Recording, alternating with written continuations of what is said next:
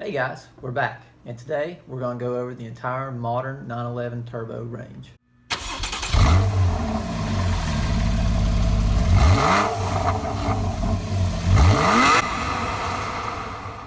The Turbo is Porsche's Grand Touring 911. Known for its all-wheel drive and turbocharged motors, the Turbo consistently puts down some of the fastest acceleration times of any production car in the world. This is the depreciation curve of all water-cooled 911 turbos, with the Turbo S in green and the base model in blue. The darker lines represent the original MSRPs when the cars were new, and the lighter line is the current suggested retail values of each car. Now with this graph, we're strictly comparing bare bones cars. No options and mileage are being taken into consideration with this analysis.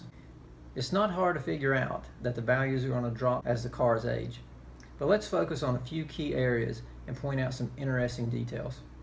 The 991s are depreciating like a rock. They are losing about 16% of their value per year. But we should see this curve start to level out in the next year or two. Typically, we see a drop in value of the cars that were made before the mid-cycle refresh.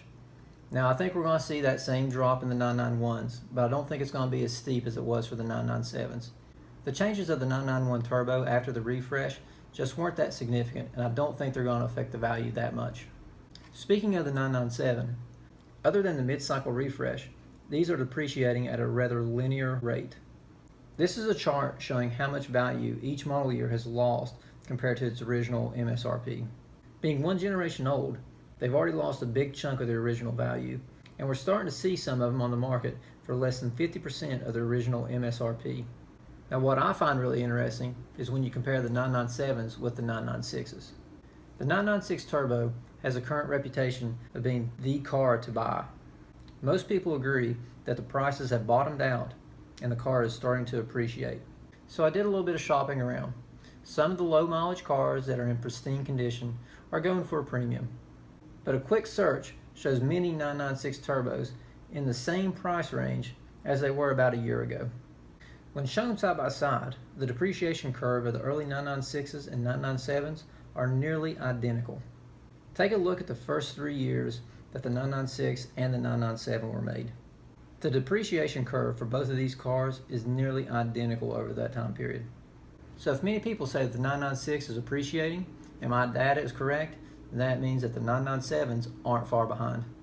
You'll probably notice that on average, the 996 is valued roughly 35% less than the 997.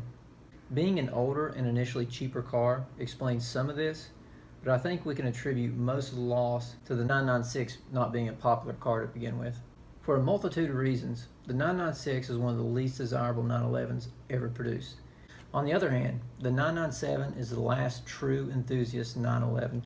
With the introduction of the 991 Turbo, gone was the hydraulic steering and the manual gearbox. Some argue that the 991 has turned into a grand touring car, instead of being more like a sports car like the older generation. This, plus the simple fact that the 997 is a great car, is going to keep the value higher, and they're never going to drop down to the point where the 996 is today. After looking at the market and analyzing the data, I think the 997.1 is actually a better bargain than the 996 Turbos.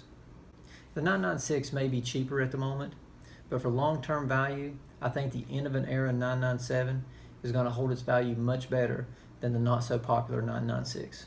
Now, as far as new cars go, I think the 997 is a great car and a great value. You just have to understand that it's still going to depreciate a little bit more.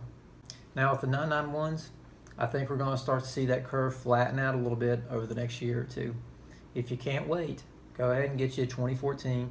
They're the same as the newer models, just a whole lot cheaper, but you're going to get a better deal if you can wait another year or two. Well, thanks for watching, guys. That's our rundown of the 911 Turbo. If you liked the video, give us a thumbs up or leave a comment. And don't forget, hit that subscribe button for more content in the future. Thanks, guys.